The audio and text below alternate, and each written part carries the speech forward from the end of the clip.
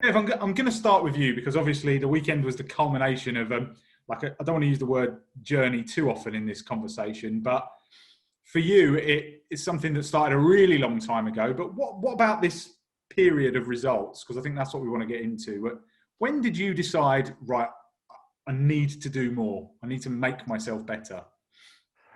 I think it's probably it's coming on from last year, like back end of last year. I started playing really well, but it's the comfortability, the throw, and the change of the equipment was massive. The flight and stem combination, technically that was brilliant. I wasn't supposed to play with it because I was still sponsored by Unicorn, but I thought I'm gonna give it a go anyways, and just to see, because I was looking to commit to a new company. And yeah, I think back end it was a point in my career where obviously the conversations with Wayne and the workings with Wayne as well, moving through my throw itself. And I think at that time, I think it could have been a year and a half. So I think 18 months has kind of been hard work all the time, and it just all came together. And what you guys are seeing now is literally, there's a meme out there. I know I got the meme on my phone. It's where the guy's juggling plates and the plates are all breaking every step, but he's making steps forward. And now all you're seeing is a polished kind of plate juggler. But yeah, it's so millions of plates are broken. So it's been in the works for a long time. And I think that a big thing is the COVID lockdown. It gave me probably 4 months to kind of work on my throw, which 4 months which I wouldn't have had if I played on the tour, because generally you're practicing for three days, then you're traveling on the Thursday, maybe play Friday, Saturday, Sunday, Monday you're back on the practice board. So it's a cycle like that. And this time around I had 4 months to kind of break down every area of my throw and focus on it specifically, and kind of just polish it to a point where I'm shining now. You're shining a trophy. Mm. Wayne, can you remember the first time Dev came to you to talk about it? Because you and I have spoken about coaching and technical bits and pieces quite a lot over the last sort of 2, 3, 4 years. Yeah, we'd had chats before, and he's a bit like a sponge. He just takes all the information in and kind of filters it out and just wants to get better. But there was just elements in his throw that one was not good for the other, even though there were a lot of good movements. Altogether, it was just a bit jerky. There was a lot of movement. So I just wanted to quieten that down. And in the end, when you, just for talking's sake, you've got 5 movements and you really only need 1, which effectively that's what it is. Mm-hmm. Whilst it's kind of impossible to just put a dart in your hand and throw, it doesn't work that way. Effectively, that's what you're trying to feel like you're doing. And Devon had all these moving parts that were down to really one massive fault. And that was the fact that he didn't really have a backswing. So because this wasn't coming back and then throw, it was coming from there. The whole thing was jerking forward.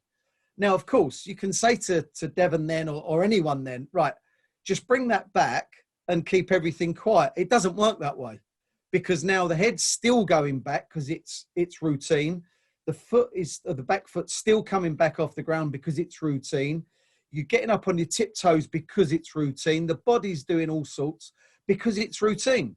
And Devon come to me and said, look, I believe I can be a lot better than I am. And do you know what? I don't hear that very often. Yeah. What I'm always hearing, and I'm always hearing this, I want to get back to where I was. Right. That's what I'm hearing. From Devon, I heard, I can get better. I want to get better. I know I can. So straight away, you're dealing with a different mentality here. Yeah. Most pros that have come to me over the years, and they still are, they are more or less, I'm not going to say on the way down, that's incorrect. They are not playing as well as they were. And now some are panicking. And to correct that, you have to correct the mind as well. And I'm only a technical coach. I can help. Yeah, of course I can. But I know techniques. I know what works. I know what doesn't work. And Devon come with the attitude, do you know what, Wayne, I can improve. Show me how I can improve. And he's right in what he says. It hasn't been, the results are now, but this has been going on for the best part of 20, 24 months. Yeah. Of just getting better and better and better. There were some points, and he knows it, where it's kind of flatlined. Yeah. And it's, Dev, you're not doing it every dart, every throw. and I don't know if you've noticed, hardly any darts fall out anymore. That's down to the way he throws. That's down to the equipment. He's now got it. He's now got it right. And where I've got to stop him is that you can't always improve. No one forever improves. Doesn't work that way. He has got a winning game right now. Just but one I feel or like two. I can still improve a bit more, though. This is what I don't need to hear. No, I'm kidding. No, I love. I feel it though. I honestly do, and I know what you're saying is right. And I deleted a text that I was going to send to you on Friday after the Jeffrey game because I felt like I didn't perform well, and I was going to text you and say, "Listen, this is what I felt at this point." And I thought to myself, I'll just leave Wayne for today. I'll just let the next game go on. You know what I mean? Because I don't want to text you all the time. And I just felt like you're saying, like, I feel as though there's still elements to my game that I can improve, like small elements that might just incrementally push me up, but it will push me from 100 and 102 to a consistent 100 and 305 average, which will then make me a lot more frightful, if you must call it that. Yeah, but have you had to be patient along the way? As you've kind of mentioned about juggling things and how hard, I think, as you know, I can only look on, but looking at elite sports people, that you always want to be the best you can be. And I think Wayne makes a good point about wanting to be better than you were. But have there been times and forks in the road where you've thought to yourself, "Oh, I'll just go back to doing what I was doing"? Have you ever thought that? Never. As soon as I went to Wayne and Wayne said, "Listen, this is what we need to do," we conversated about exactly what needs to be committed, and I promised him that I would be 100% committed to not just what he's saying, but also to the practicing. Because ultimately, people now think that you go to Wayne's.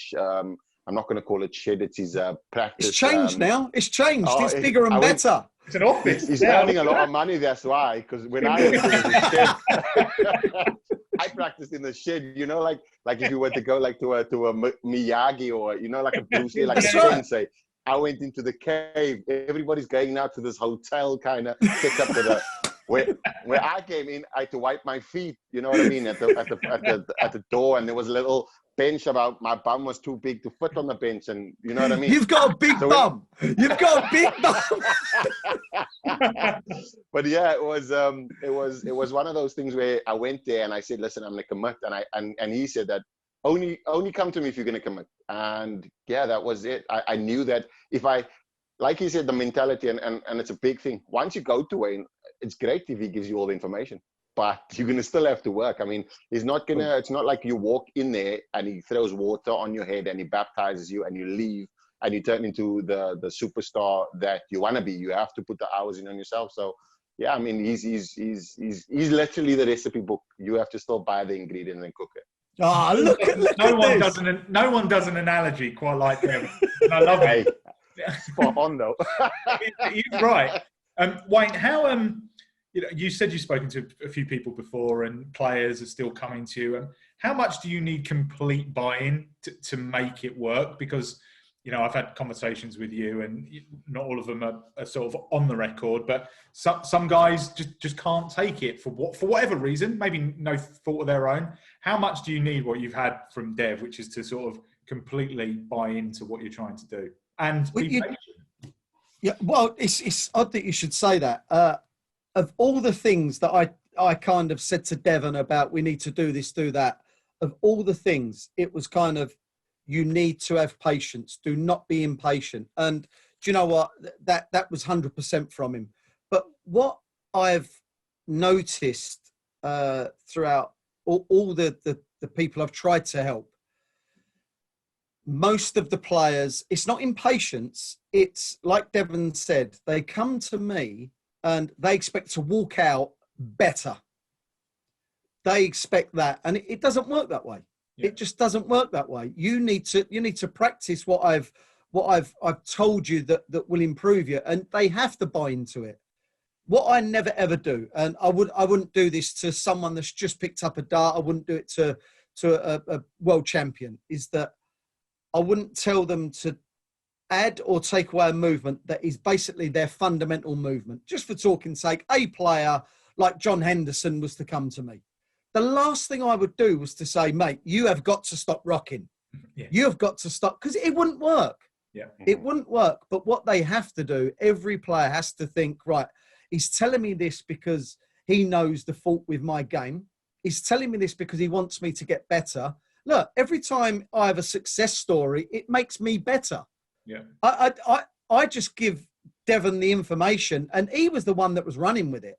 Yeah. I've seen a few that there's another player on tour that's been improved this year.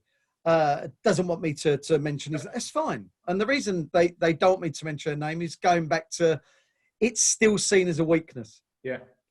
Tiger Woods is one of the weakest mentally fragile human beings the world's ever seen. Obviously, I'm being sarcastic. Yeah. He's chopped and changed coaches throughout his whole career.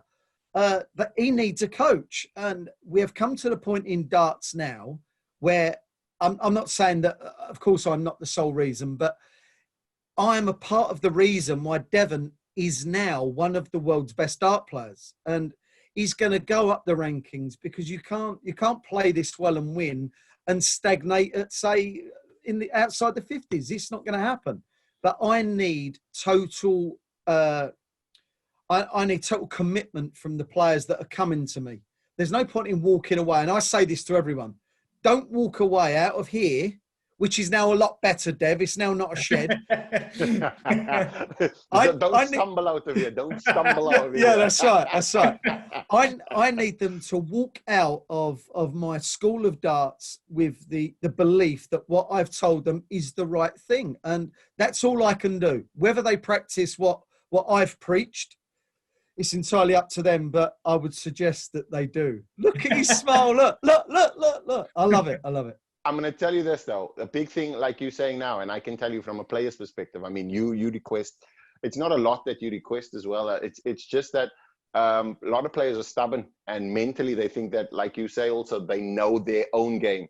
Yeah. But they don't know how they're going to get better. And with Wayne, obviously, when I went over there, and I can only talk about my own experiences, I knew going there, I knew that if I'm going there and I'm not going to take what he says to me, and I'm not going to fully trust him with it, ultimately it's pointless. I'm wasting my time, because when I leave there, I needed to go with, because Wayne sends you obviously all the information, tells you what to do, what not to do. And when he put it so nicely, I mean, the 5 movements, he literally cuts away the fat and only leaves the meat on the bone, literally. Yeah. And that's what I needed to do. I still have a bit of fat on me, but do you know what I mean? It's just that levels of improvement that you need to work on. And a lot of players now will realize, like, okay, cool. I've spoken to a few, like a lot of people have approached me and says, does Wayne really do that much for you? Like, and they still can't believe, like, even though I'm showing the progress and I'm showing, because literally darts is I go to the pub, oh, you're good enough. Nobody's taught you the game. I mean, nobody tells you you have to keep it this way. You have to, and you can go from literally your bedroom to become a professional with a Q school, the way in which a Q school is. So players then automatically think that they have moved up a tier, but you don't move up a tier until when you get there. And then, like you're one of Wayne's beautiful sayings is, they're good enough often enough. That is the key to being an elite player, because they don't make as many mistakes as the other players do. And when you were needing to throw a ton 40 under pressure at 5-all to set you up on tops, that's where a lot of players throw a straight 60, and that can be because of the flow of your throw and you're tightening up. But once you have the full recipe and know exactly, these are the 3 things that I have to do to throw effectively, Wayne will teach you exactly what you have to do, and you have to implement it. And once you do, you'll perform in a 5-all where everything's supposed to tense up, but because you trust your throw, you trust what Wayne said, and it's shown over the last few weeks or months that you have been working on it. It just, everything else disappears, and you only know that you have to focus on that. You mentioned a couple of things there that I want to pick up on, like little bits and pieces at different times. I remember a couple of years ago I had a conversation with Max Hopp, who's, I can't remember, he was talking about just just going to the gym more, and he just felt it cleared his mind a little bit more. And he said, if it can make me 0.5% better, then it's a good thing. And if I can find another 0.5% and another 0.5%, you've spoken about Wayne's technical stuff. Have there been other bits and pieces along the way that you were, to use your own words, have fed into your own recipe? Yeah, there has been. I mean, for the last probably 7 to 8 weeks, I've been working on personal development, and I stumbled across meditation. And there's a few things that I do before games and whilst I'm practicing and so on. Like everybody else listens to music, I don't. I listen to like meditation tapes, which is quite different. Not Wayne in here, not Wayne in here. Well, no, you can't listen to Wayne for that long. Trust me. Yeah, so it's meditation. I mean, the likes of Colin Lloyd is now also he's given me his input and advice as in experience as well. Wayne has. So a lot of the things, all of these things from a mental perspective. I mean, the game is played most of the time between the ears, anyways, when you're on stage. So if you can keep that part clear, like I understand, like maybe the gymming or exercising work for Max. I can tell you now, it's one of the things that I've not told a lot of people about, which I'm telling you now, which is the meditation side. It's fantastic, and I think that it's something that if players, I hope they don't catch on to it, so that I can then continue to win as much as I do. But if they do, then I'm happy that I'm competing against the best players in the world, and they'll be the best, and it will take the game to the next level. So yeah, there's a whole host of things, not just throw related. I mean, you have to approach a tournament knowing that you prepared as well fully, and that comes with mental preparation, not just physically on the board as well. Wayne, me and you have spoken about sort of tennis and golf, and dance is a sport very similar to that. There's a lot of repetition. There's maybe not as much room for error to the layman, but actually there is an awful lot that can go wrong in a throw, isn't there? Yeah, there is, and then Dev's already touched on it about you're in a certain situation and the pressure takes over. Now, if you've got a throw, an action that is just the same all the time, that's not what fails. That will just be with you under pressure because that's what you do. When you've got a fault in your throw, that will come out under pressure. Now, everyone's got a fault, of course, because you can put pressure, the pressure down to tightening up. So most people will tighten up. But if you just believe in what you're doing, and like Devon said again, about as long as he's comfortable here, he's comfortable in his throw, he's got it all going on right now. And of course that can change for better or for worse. And we're seeing Michael van Gerwen now. Yeah. Technically, Michael van Gerwen has not changed. And I've heard a load of people, they're breaking it down. There's no change. And no one has studied his throw like I have. And I've got a puppy kind of chomping at the bit. And it's like, no, Watson, I have to watch Michael because I care. I care about not just him as a human being, but I want to know what's going on. Yeah, I feel sure just mentally that he's not as comfortable as he was. We can see in the every game he plays at the moment, he's not comfortable mentally. Now, what that encompasses, I don't know. What's going on in his mind, I don't know. We're not mind readers, but what I do know is that it's not his action. So it's something else. And when you start to repair everything, then you get to that comfortable point of, do you know what? I'm throwing well. I feel free in the mind, free in the arm. If I carry on, I'm going to do some damage. And that is where Devon is right now. He's comfortable. And you have to be. We look at Rob Cross. He was comfortable in the mind and comfortable in the action. Now the action kind of faltered a bit and mentally started saying kind of things like, I'll get back to where I was. So he knows he's fallen a bit. Now he wants to get back there. The only way to get back there is to start releasing the dart properly. And most players know that there's a fault, but they don't know what that fault is.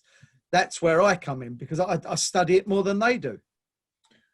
Dev, I suppose if there's one criticism, and you maybe haven't had a chance to do this yet, it's being able to transfer that current floor form now, or that what we're seeing from you more often, onto a bigger stage. And you've earned the right now with the Grand Prix and the Grand Slam. And famously, I think you told me at the Premier League you were going to be the world champion as well. So in terms of putting all those things together on a bigger stage in front of a TV audience or an audience, if we ever get to have an audience, are you confident? Are you comfortable? Are you ready to take that next step, do you think? Because there is a difference.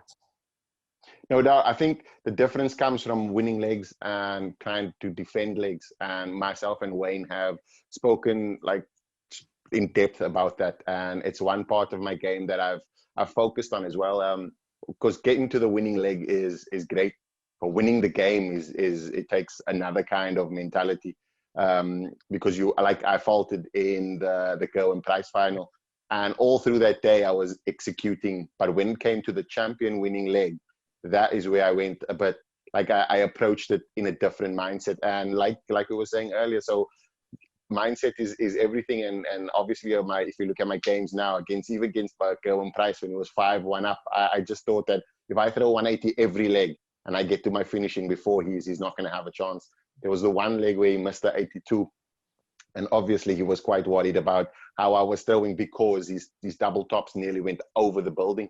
Do you know what I mean? And I thought to myself, well, if you're doing that, then you must be panicking. And then I stepped up and I knew that I kind of just needed to knuckle down in the last leg. And because I'm so comfortable in my mind, I can come from a 5-1 and not against probably the best player in the world, if I must put it in inverted commas, because obviously he's not one of world number one. But in form, I mean, 17 win streak. It's a great thing that he's achieved. But yeah, that doesn't scare me at all. And if I'm playing like that against one of the best players in the world, then the world champs, it's not going to be easy. But I'm surely going to put my hand up for an opportunity.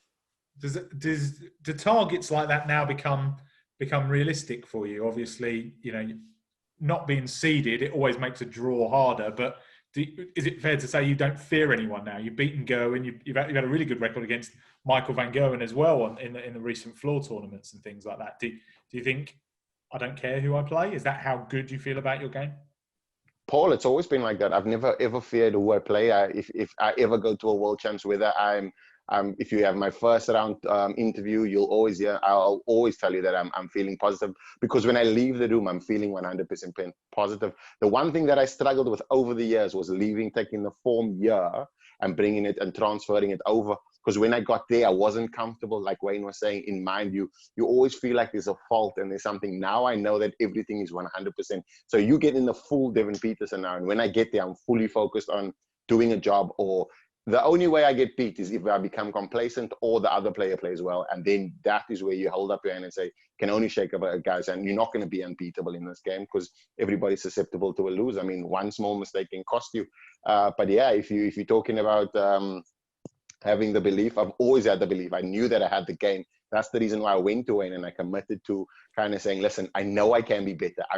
There's something in my throw that's not allowing me to be better. And we kind of just aligned all the stars in the sky and just made it work. And yeah, but if you're asking me whether I can win any championship or all championships, I can.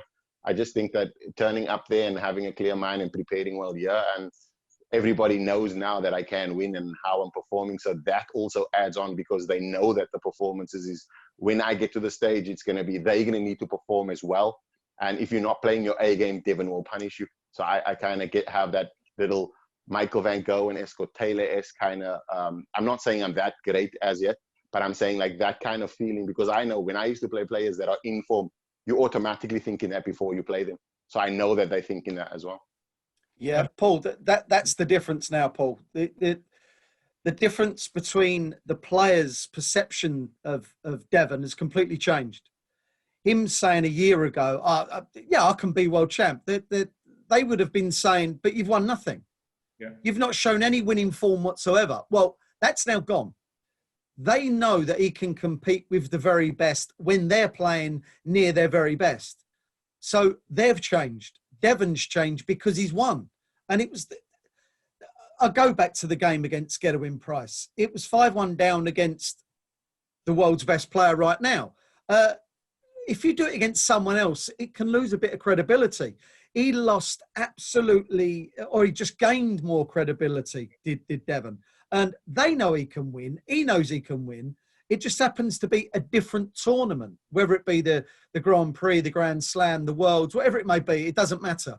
But they know he can win. And I've been there. It all changes. It all changes. You get to that point of, look at them. Look at them. I beat all these before.